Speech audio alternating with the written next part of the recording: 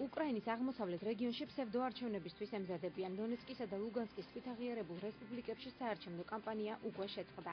უსაფრთხოების სამსახური და ამბოხებულები მოსალოდნელ პროვოკაციებზე საუბრობენ და ვითარების შესაძლო ესკალაციაზე პასუხისმგებლობას ერთმანეთს აკისრებენ. სეპარატისტული ხელისუფლების წარმომადგენლები მიიჩნევენ, რომ 2 ნოემბერს კენჭისყრა კანონის სრული დაცვით ჩატარდება.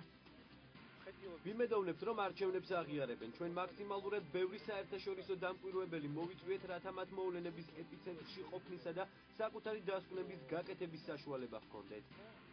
სპეციალურად 2 ნოემბრისთვის საარჩევნო უბნებზე თვითაღიარებული რესპუბლიკების დროშები აღმართეს.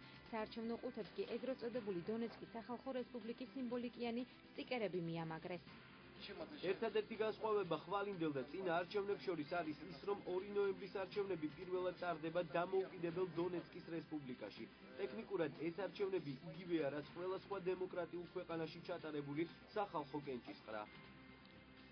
ცეცხლშეწყვეტის რეჟიმის ამოქმედების მიუხედავად დონბასში საარტილერიო თავდასხმები გრძელდება. გასული დღე-ღამის განმავლობაში განხორციელებულ იერიშებს 6 უკრაინელი ჯარისკაცი ემთხვერპლა, 10 კი დაიჭრა.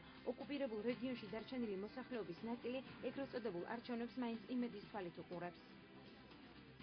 მშვიდობას მივცემ ხმას, მხოლოდ მშვიდობას, სხვა არაფერი მსურს. მხოლოდ ომი ნუ იქნება, განსაკუთრებით ჩვენს ადგილას. აქ რთული ვითარება, ინტენსიური ბრძოლა მიმდინარეობს. დარწმუნებული ვარ, დაპირისპირება კიდევ უფრო გამწვავდება, რადგან ცეცხლის შეწყვეტის პერიოდში უკრაინელი სამხედროები დიდი რაოდენობით საბრძოლო იარაღით და აღჭურვილობით მოამარაგეს. ჩვენ ვფლობთ ინფორმაციას და ბრძოლისთვის მზად ვართ.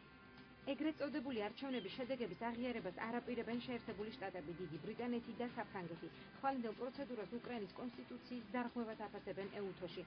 ამერიკის სახელმწიფო მდივნის განცხადებით, თუ კრემლი დონბასში ამბოხებულების მიერ ორგანიზებულ არჩევნებს აღიარებს, რუსეთის მიმართ სანქციები გამკაცრდება.